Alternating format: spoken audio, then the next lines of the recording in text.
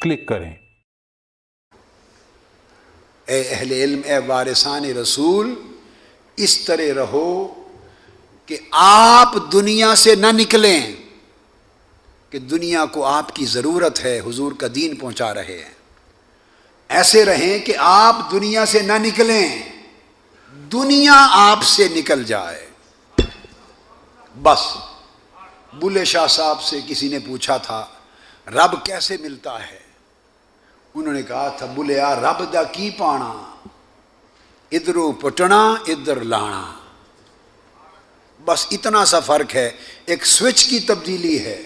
آپ دنیا سے نہ نکلیں، دنیا میں رہیں، محلات میں رہیں، گھروں میں رہیں، کوٹھیوں میں رہیں، کوٹھڑیوں میں رہیں، کاروں پہ رہیں، جہازوں پہ رہیں، ٹانگوں پہ رہیں اور اپنی ٹانگوں پر رہیں، جیسے چاہیں رہیں، بشرطے کہ حلال ہو، بشرطے کہ وسائل حلال ہوں، خود دنیا سے نہ نکلیں۔ حقیقت ایمان اتنی ہے کہ دنیا کو خود سے نکال دیں۔ بس بدقسمتی یہ ہے کہ دنیا ہمارے اندر ہے، ہم دنیا میں ہیں، ہمیں تو پتہ نہیں دنیا ملی ہے یا نہیں ملی۔ اب تھوڑی تنخواہ والوں کو دنیا کیا ملے گی، علماء کو کتنی دنیا مل جائے گی، گزر اوقات مشکل ہوتا ہے۔ تو دنیا کا تھوڑا ملنا زیادہ ملنا یہ دنیا داری ہے ہی نہیں۔ مت سمجھیں کہ جس کو 1000 پاؤنڈ مہینے کا ملتا ہے یا 500-600 پاؤنڈ مہینے کا ملتا ہے وہ فقیر ہے، وہ دنیا دار نہیں ہے، اور جس کو 1,00,000 پاؤنڈ مہینے کے کماتا ہے، ویسے مثال دے رہا ہوں، وہ دنیا دار ہے۔ نہیں، اس کا تعلق دنیا داری سے ہے ہی نہیں۔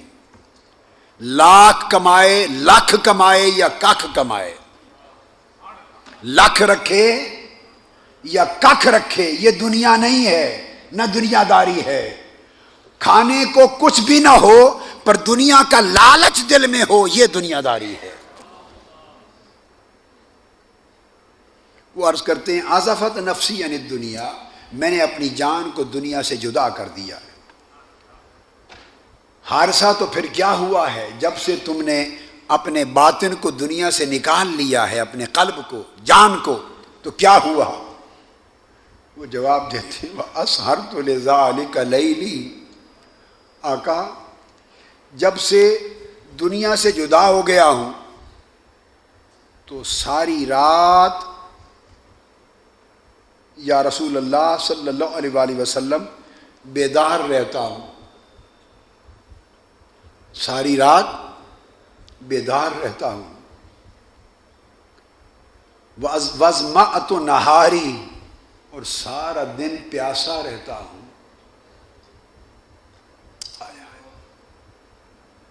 رات بیدار رہتا ہوں اور دن بھر پیاسا رہتا ہوں۔ اب آپ سوچیں کہ بیداری اور پیاسا رہنے کا کیا تعلق ہے؟ ہائے ہائے ہائے، یہ بات اور ہے۔ بیداری بیداری نہیں ہے، بیداری سرشاری ہے۔ رات کو بیدار رہتا ہوں یعنی مولا کے حضور حاضر رہتا ہوں، اس کی مناجات میں رہتا ہوں، اس کو تکتا رہتا ہوں۔ ان تعبد اللہ کأنک تراہ، پردے اٹھا دیے جاتے ہیں، اس کی تجلیات حسن کو تکنے کی کیفیت میں رہتا ہوں۔ تو رات بیدار رہنے کا مطلب یہ ہے، رات بیدار رہتا ہوں اور سارا دن پیاسا رہتا ہوں۔ تو کیا پانی نہیں ملتا؟ جوس نہیں ملتا؟ پیاسا کیوں رہتا ہوں؟ جوس اور پانی نہیں ملتا؟ نہیں، اس پیاس کا تعلق نہ پانی سے ہے، نہ جوس سے ہے، نہ کوک سے ہے۔ یہ وہ پیالے والا نہیں ہے پیاسا رہنا۔ رات کو بیدار رہتا ہوں اور دن بھر پیاسا رہتا ہوں۔ کس چیز کی پیاس؟ پھر پلٹ کر اسی رات کی پیاس رہتی ہے کہ سارا دن پیاسا رہتا ہوں اور انتظار میں، شدت کی انتظار میں تڑپتا رہتا ہوں کہ پلٹ کے پھر وہ رات آئے اور سجدہ کروں اور پردے اٹھ جائیں اور یار کا جلوہ نصیب ہو جائے۔ جو لذت رات کو ملی تھی، جو اس کی قربت میں شراب محبت ملی تھی، جب حجابات اٹھا دیے گئے تھے تو اس کے حسن کے جلوے نے جو سرشاری کی تھی، سارا دن اس سرشاری کے لیے پیاسا رہتا ہوں اور دن میں بیزار رہتا ہوں۔ رات کو بیدار رہتا ہوں، دن میں بیزار رہتا ہوں۔ بیزاری اس بات کی کہ مولا پلٹ کر وہ رات جلد لا تاکہ لوگ سو جائیں اور میں جاگ اٹھوں۔ تو فرمایا یہ کیفیت ہو گئی ہے۔ فرمایا اس کا نتیجہ کیا؟ عرض کی آقا وَكَأَنِّي أَنظُرُ عَرْشَ رَبِّي بَارِزًا، یہ تھی وہ حقیقت ایمان۔ وَكَأَنِّي أَنظُرُ عَرْشَ رَبِّي بَارِزًا، کہ میں باری تعالی اس کیفیت میں یہ عالم ہو گیا ہے کہ یا رسول اللہ اب یہ حالت ہو گئی کہ رات کو پردہ اٹھ جاتا ہے اور یوں لگتا ہے جیسے اللہ کے عرش کو بے نقاب دیکھ رہا ہو۔ یہ ان تعبد اللہ کأنک تراہ کا معنی ہے، شرح الحدیث بالحدیث، کہ یہ کیفیت ہو گئی ہے، یہ کیفیت ہو گئی ہے کہ رات کو اس کے مشاہدہ کی کیفیت کی سرشاری رہتی ہے اور یوں لگتا ہے جیسے عرش الہی کو بے نقاب دیکھ رہا ہو۔ اور اس حدیث کا ایک اگلا ٹکڑا ہے جو ان کتب میں نہیں آیا، مجموع الزوائد میں اور جگہ حساب میں آیا ہے، ایمان افروز ہے، بیان کر دوں، اس پر ختم کر دیں گے، اس بات کے ساتھ اینڈ دیکھ لیں گے کیا ہے، بڑا ایمان افروز۔ یہ تو واقعہ ہو گیا، ہاں اس پر آقا علیہ السلام نے فرمایا اے حارثہ تو نے حقیقت ایمان کو پا لیا۔ آقا نے فرمایا یا حارث عرفت فالزم ثلاثا، جب یہ بات سن لی فرمایا عارف، اے حارث تو عارف ہو گیا۔ سبحان اللہ۔ اب یہ میرا ترجمہ ہے، دیگر مترجمین جو حدیث کے ہیں انہوں نے ترجمہ کیا ہے کہ تو جان گیا، یعنی تو حقیقت ایمان کو جان گیا، یہ دیگر مترجمین ہیں۔ میں اس کا ترجمہ کیا کرتا ہوں کہ اے حارثہ تو عارف ہو گیا، تجھے معرفت مل گئی، فالزم اب اس کیفیت کو تھامے رکھنا، اور 3 مرتبہ فرمایا تھامے رکھنا، تھامے رکھنا، تھامے رکھنا۔ حاضرین محترم، یہ تیسری چیز تھی جو آقا نے فرمایا الاحسان کأنک تراہ، کہ عبادت اس حال میں کرو یا تجھے مشاہدہ کی کیفیت نصیب ہو اور یا تمہیں مراقبہ کی کیفیت نصیب ہو۔ چونکہ یہ سارا مدار حالت مراقبہ ہو یا حالت مشاہدہ، اس کا تعلق بنیادی طور پر استحضار قلب کے ساتھ ہے۔ اس لیے امام بخاری اس کے بعد متصل اگلا باب دیکھیے کیسے جوڑتے ہیں، اور عقیدہ امام بخاری کا کیا ہے۔ جب حدیث احسان بیان کر لی تو ضرورت تھی، چونکہ سارا مدار احسان، اور احسان میں کیفیت ہے، احسان میں حالت ہے، احسان میں نہ قول ہے نہ عمل ہے، احسان حال قلب ہے، دل کا حال ہے۔ یہ حدیث بیان کر کے امام بخاری اگلی حدیث نمبر 52 جس پر آج بند کر رہا ہوں مضمون، حدیث نمبر 52 متصل لائے ہیں، یہ بیان کر کے مقصود یہ ہے کہ لوگوں جب حالت احسان ایمان اور اسلام کی سب سے اعلیٰ اور عرفہ کیفیت کا نام ہے، اگر عقیدہ سنور گیا تو آپ کا ایمان مضبوط ہو گیا، اگر عمل سنور گیا تو آپ کا اسلام محفوظ ہو گیا، اور اگر قلب اور باطن کا حال سنور گیا تو آپ صاحبان احسان ہو گئے۔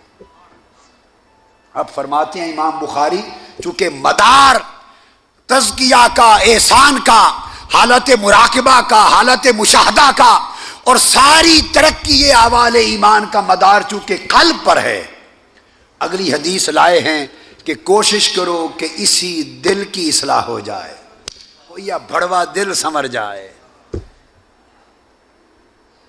اسی دل کو سنوارو، اسی دل کو سنوارو۔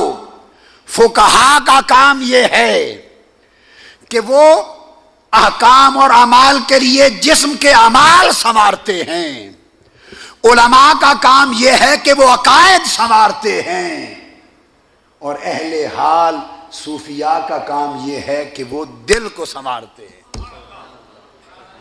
مگر دل تبھی سنورے گا کہ وہ خود صاحبان دل ہوں، صاحبان دل ہوں۔ اور امام بخاری حدیث لائے ہیں جو آج کے اس سیشن میں آخری پڑھ رہا ہوں، حدیث نمبر 52، اس کو امام ابو نعیم سے روایت کیا، اور حدیث کے راوی نعمان بن بشیر رضی اللہ تعالیٰ عنہ حضور کے صحابی ہیں۔ الحلال بین والحرام بین کی حدیث فرماتے ہیں آگے، وَإِنَّ فِي الْجَسَدِ مُضْغَةً اذا صلحت صلح الجسد كله واذا فسدت فسد الجسد كله الا وهي القلب۔ اور یوں بھی پڑھنا جائز ہے، الا وهي القلب۔ فرمایا امام بخاری نے آقا علیہ السلام کی حدیث کے تحت کہ لوگوں خبردار، الا وَإِنَّ فِي الْجَسَدِ مُضْغَةً، لوگوں جب تم ایمان، اسلام اور احسان کی بات سن چکے، اب آج پتہ چلا کہ ایمان بخاری کا عقیدہ کیا تھا۔ ابھی تو آگے انشاءاللہ ایک بات اب یہ ہوئی، میرے پاس میں نے عرض کیا 2 راستے تھے دورہ بخاری کے، یا تو یہ راستہ تھا کہ تیزی سے حدیث پڑھتا جاتا اور ایک ایک جملے میں فوائد بتاتا تو پوری بخاری ختم ہو جاتی۔ ایک راستہ دوسرا یہ تھا جو میرے ذہن میں نہیں تھا شروع میں، نہ میرے ذہن تیار تھا، نہ میرا ارادہ تھا، جو میں نے کیا کہ نہیں، جب احادیث آئیں تو ضروری فوائد شرح و بسط کے ساتھ بیان کریں تاکہ آپ کو سمجھ آئے کہ امام بخاری نے لکھا کیا ہے اور آقا علیہ السلام نے فرمایا کیا ہے۔ اگر اس راستے پر پڑھیں تو پھر بخاری شریف ختم نہیں ہوتی، اللہ کو منظور ہوا تو کئی سالوں میں ختم ہو جائے گی، جتنی پڑھی جائے شرح و بسط کے ساتھ۔ اور اگر چاہیں تو اگلے 3 سیشن میں بھگتا بھی سکتا ہوں، فوائد بتاتا جاؤں اور گزرتا جاؤں اور شرح نہ کروں، آپ کون سا طریق پسند کرتے ہیں۔ اگر اس طریقے پر چلے تو مختصر تھوڑا سا حصہ ہوگا، باقی پھر آئندہ اللہ کو جب منظور ہوگا، زندگی رہی تو پھر دیکھتے رہیں گے، ہر سال کچھ کر لیا، ہر سال کچھ کر لیا۔ اور اگر چاہیں تو ساری اس جو ہے وہ منتخب مقامات سے گزار دی جائے، وہ قرات اور چیدہ چیدہ فوائد ہوں گے۔ تو ختم کرنے کے لیے تو امام بخاری نے کہا کہ لوگوں، اس جسم کے اندر ایک لوتھڑا ہے، گوشت کا لوتھڑا ہے، ٹکڑا ہے، اگر وہ گوشت کا ٹکڑا سنور جائے، یہ تصوف ہے سارا۔ علماء سمجھ لیں، اصلاح قلب پر کبھی علماء کو اصلاح قلب پر توجہ دینا اور اس کے طریقے بتانا، یہ علماء عقائد اور علماء متکلمین کا فریضہ ہی نہیں ہے۔ عقائد کی کل کتابیں اٹھا لیں، کیا عقائد کی، خواہ امام اعظم کی الفقہ الاکبر اور خواہ ائمہ 4 کی کتابیں، خواہ امام ابو الحسن اشعری، خواہ امام ابو المنصور ماتوریدی، خواہ امام نصفی سے لے کر عقائد کی جتنی، کیا خواہ امام طحاوی، عقائد کی جتنی کتابیں ائمہ کی اٹھا لیں، میں آپ کو وثوق سے بتاتا ہوں، عقائد کی کسی کتاب میں، شرح عقائد نصفی اور نبراس اور آج تک کی کتابوں تک، اصلاح قلب کے طریقے پر کوئی باب نہیں ہوگا، چونکہ یہ موضوع علم العقائد کا ہے ہی نہیں۔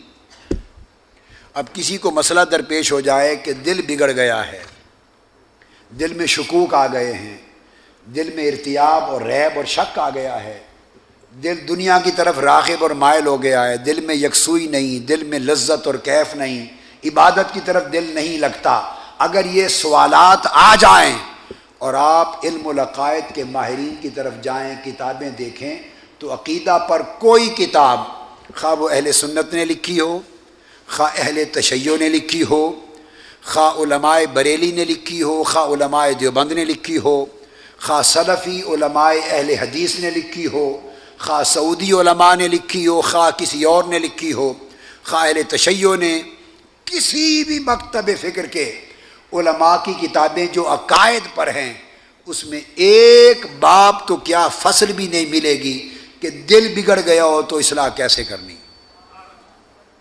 یہ بات سمجھ گئے؟ اب سوال آیا کہ دل بگڑ گیا ہے تو عقائد کی کتابیں نے جواب دے دیا، انہوں نے کہا فَاذْهَبُوا إِلَىٰ غَيْرِي، ہمارے پاس دل کے بگڑے کا علاج، بولیے، دل بگڑ جائے تو علاج نہیں ہے، عقیدہ بگڑ جائے تو پوچھ لو، بتانے کو تیار ہیں۔ ہمارے پاس دوائیاں ہیں عقیدہ سنوارنے کی، دل سنوارنے کی دوائی نہیں۔ آپ پریشان ہو گئے، اب آپ نے کہا چلو فقہا کے پاس چلتے ہیں، علماء شریعت کے پاس۔ آپ امام مرغینانی کے پاس چلے گئے، ہدایہ اٹھا لی، آپ نے کنز الدقائق اٹھا لی، آپ نے فتح القدیر اٹھا لی، آپ نے ابن قدامہ کی مغنی اٹھا لی، آپ نے الموطا امام مالک کی اٹھا لی، امام شافعی کی کتاب الام اٹھا لی، امام ابو یوسف امام محمد کی فقہ کی کتابیں اٹھا لی، آپ نے طحاوی اٹھا لی، آپ نے شافعیہ کی کتابیں اٹھا لی، حنابلہ کی اٹھا لی، 1000 کتابیں اٹھا کر کل دنیا کے علماء کی، سلفیہ کی اٹھا لی، ابن القیم کی اٹھا لی، آپ سعودی علماء کی اٹھا لی، سلفی، اہل حدیث، اہل سنت، اہل تشیع، سب کی کتابیں شریعت کے احکام اور فقہ کی اٹھا لی کہ دل بگڑ گیا ہے، دل عبادت میں نہیں لگتا، دل میں دنیا کا حرص لالچ آ گیا ہے، دل میں تکبر آ گیا ہے، دل للہیت اور اخلاص سے معروم ہو گیا ہے، دل میں رقت نہیں رہی، دل سخت ہو گیا ہے۔ 1000 کتابیں اٹھا کے بیٹھیں کہ کوئی چیپٹر ملے کہ دل کے مرض کا علاج مل جائے۔ ساری کتابوں نے، کل علماء نے جواب دے دیا، کہا اذهبوا الی غیری، یہ ہمارے پاس اس کا کوئی علاج نہیں، کسی اور کے پاس جاؤ۔ اب تصوف کے انکار کرنے والوں سے پوچھیں کہ جائیں گے کہاں؟ آپ کا دل بگڑ جائے اور بگڑا ہوا ہے تو کہاں جاؤ گے؟ مفسرین کے پاس گئے، انہوں نے کہا تفسیر میں جواب نہیں، محدثین کے پاس گئے، انہوں نے کہا شرح حدیث میں جواب نہیں، فقہا کے پاس گئے جواب نہیں، مورخین کے پاس گئے، اصحاب سیر کے پاس گئے، کہیں جواب نہیں ملا۔ گھومتے پھرتے پھرتے امام غزالی کے پاس جا پہنچے، ان سے پوچھا امام غزالی آپ نے علم کے سارے سمندر چھان مارے اور پوری دنیا کے صحرائے علم کا چپا چپا چھان مارا، بتائیں جب آپ کا دل بگڑا تھا تو کہاں گئے تھے؟ امام غزالی نے جواب دیا، المنقذ من الضلال، امام غزالی کی کتاب کوٹ کر رہا ہوں، حکایت بنا کے نہیں سنا رہا، افسانہ نہیں سنا رہا، المنقذ من الضلال امام غزالی کی کتاب ہے کہ اے امام غزالی جب آپ کا دل بے چین ہوا اور سکون لٹ گیا تھا، اطمینان نہیں رہا تھا، طمانینت قلب الا بذکر اللہ تطمئن القلوب، جب یہ دولت لٹ گئی تھی تو آپ کہاں گئے تھے؟ امام غزالی نے کہا میں نے فلسفیوں کا دروازہ کھٹکھٹایا، میں متکلمین علماء کے دروازے پر گیا، میں فقہا کے دروازے پر گیا، علماء کے دروازے پر گیا، ہر جگہ گیا، کسی نے میرے دل کے علاج کی کوئی دوا نہ بتائی۔ امام غزالی پھر کہاں گئے؟ وہ کہتے ہیں خدا کی قسم دل کے مرض کا علاج صرف صوفیاء کے پاس ملا۔ ارے ان صوفیاء کا انکار کرتے ہو، اس داتا گنج بخش علی حجویری کا علاج کرتے ہو انکار، اس سیدنا غوث اعظم شیخ عبد القادر جیلانی اور ان کے سلسلہ طریقت اور تعلیمات کا انکار، شیخ سہروردی کا انکار، شاہ بہاؤالدین نقشبند کے طریق کا، بابا فرید الدین گنج شکر کا، مجدد الف ثانی کا، خواجہ اجمیر اور قطب الدین مختیار کاکی کا۔ اب ان کے پاس گئے، کیا ان کے پاس گئے، کہا کہ دل بگڑ گیا ہے، دنیا میں لگتا نہیں، کوئی آپ کے پاس علاج؟ انہوں نے کہا ہمارا تو دوا خانہ ہی سارا دل کا ہے، ہمارا تو دوا خانہ ہی دل کا ہے، مسائل ہم ڈیل ہی نہیں کرتے۔ انہوں نے صوفیاء نے کہا ارے بھلے تم رفع یدین کر کے نماز پڑھو یا بغیر رفع یدین کے پڑھو، صوفی کو کوئی غرض نہیں ہے، یہ فقہا کا معاملہ، جس مذہب کی چاہے تقلید کر لو اسی پر چلو، آپ آمین اونچی آواز سے کہیں یا آہستہ کہیں۔ قطب الدین مختیار کاکی نے کہا ہمیں کوئی غرض نہیں ہے، یہ ائمہ فقہ اور مذہب کا مطلب ہے، جن کی تقلید کرو وہیں چلو۔ کوئی سمجھ آ رہی ہے بات کی کہ نہیں؟ فرمایا آپ ہاتھ یہاں باندھیں یا نیچے باندھیں، ہمیں اس سے غرض نہیں، اس لیے کہ ہمارا دوا خانہ ظاہر کو دیکھتا نہیں، باطن کو دیکھتا ہے۔ ہمارے پاس کل دوائیاں جو دواخانے میں پڑی ہیں یہ قلب و روح کے علاج کی پڑی ہیں، یہ امراض نفس کی پڑی ہیں۔ اگر نفس بگڑ جائے تو عالم کے پاس نہیں، صوفی کے پاس جاؤ۔ قلب بگڑ جائے تو صوفی کے پاس جاؤ۔ روح اگر مالا اعلیٰ سے کٹ گئی ہے اور تڑپ رہی ہے اور کہتی ہے کبھی کبھی مجھے وطن یاد آتا ہے، مجھے کوئی میرے وطن لے چلے، اگر روح تڑپے اور روئے اور کہے پردیس میں ماری ماری پھرتی ہوں، مجھے مالا اعلیٰ کا وطن یاد آتا ہے، بقول مولا روم بشنو از نئے چوں حکایت می کند، بشنو از نئے چوں حکایت می کند،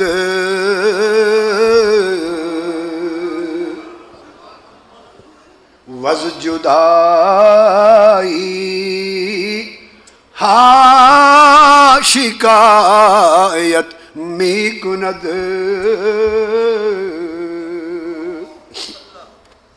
شرح شرح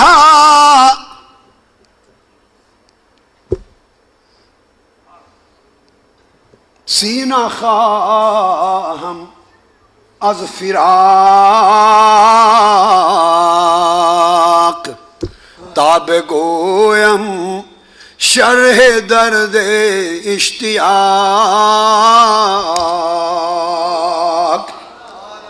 وہ کہتے ہیں کچھ اس روح کی بانسری کو بھی سنو، یہ کیوں روتی ہے؟ ہائے ہائے ہائے، رومی کہتے ہیں مولا روم روح بانسری ہے، اس کو بھی سنو کیوں روتی ہے۔ معاف کر دیں، میں نہ سر والا ہوں نہ سر والا ہوں، میں تو بس ایسے سر والوں کی نکالی جگالی والا بندہ ہوں، نہ کال ہے نہ عمل ہے نہ حال ہے، بیکار آدمی ہوں، بالکل بیکار ہوں۔ مولانا روم کہتے ہیں کہ اس روح کو سنو، بانسری روح کی، یہ کیوں روتی ہے؟ ہر وقت روتی رہتی ہے، ان سے پوچھو کیا کہتی ہے؟ تو روح کی بانسری سے پوچھا ہے بانسری کیوں روتی ہے؟ وہ کہتی ہے میں وطن سے کٹ گئی ہوں، اس ہجر میں روتی رہتی ہوں۔ تیرا وطن کیا ہے؟ وہ کہتی ہے وطن تھا الستو بربکم، وس دے ہاسے تے وس دے ناسے، سنے یار دے آسے پاسے، سن دے ہاسے میٹھیاں گالی، سونا یار سنیندہ ہاسے۔ وہ کبھی کبھی بولتا تھا ہم سے، پوچھتا تھا الستو بربکم، روحو کیا میں تمہارا رب نہیں ہوں؟ اور روحیں جواب دیتی تھی کالو بلا، سونیا کیوں نہیں، تو ہی رب ہے۔ وہ ایک تعلق تھا، ایک ماحول تھا۔ اس وطن سے جب سے کٹ گئی ہوں اور اس قفس انصری اور پیکر بشری میں قیدی ہو گئی ہوں، تب سے یار کی باتیں یاد آتی ہیں۔ تو صوفی کہتا ہے بندے اگر اپنا علاج چاہتے ہو تو میں بھی کسی ایسے سینے کی تلاش میں ہوں جو ہجر اور فراق میں کٹ کٹ کے ٹکڑے ہو گیا ہو۔ سینہ خواہم شرح شرح از فراق، مجھے بھی تلاش ایسے سینوں کی ہے۔ یہ ٹکڑے ہونے والے دلوں کی تلاش علماء کو نہیں ہوتی، فقہا کو نہیں ہوتی، مجھے ایسے سینے اور دل کی تلاش ہے جو ہجر اور فراق میں کٹ کر سینہ سینہ، ان کا دل ہجر اور فراق میں کٹ کر ٹکڑے ٹکڑے ہو گیا ہو۔ تو اے صوفی، اے عاشق، اگر کٹے پھٹے سینے دل کو تو پالے گا تو کیا کرے گا؟ وہ کہتے ہیں تاب گویم شرح درد اشتیاق، پھر میں اس کو سناؤں گا کہ ہجر کیا ہوتا ہے، پھر میں بتاؤں گا کہ فراق کیا ہوتا ہے۔ تو جب صوفی کے پاس پہنچے، اہل حال کے پاس، تو دل کا اصلاح ہوا۔ دل کو سنوار لو، دل کو تھام لو، کہ دل سنور جائے تو یہی حج اکبر ہے۔ اور ہزاروں خشک صحرائے حیات میں آندھیوں کے ساتھ اڑتے پھرتے پتوں کی طرح ہزاروں دلوں سے وہ ایک دل بہتر ہے جو یار کی طرف جم گیا ہو۔ تو احسان دل کو یار پر جمع دینے کا نام ہے۔ احسان دل کو یار کی طرف جما دینے کا نام ہے۔ اس جما دینے کا پہلا درجہ مراقبہ ہے اور اس کا آخری درجہ مشاہدہ ہے۔ تو ہم نے کتاب الایمان کی احادیث آج صحیح بخاری سے مکمل کی۔ اللہ تبارک و تعالی ہمارے حال پہ رحمت اور کرم فرمائے۔ وما علینا الا البلاغ۔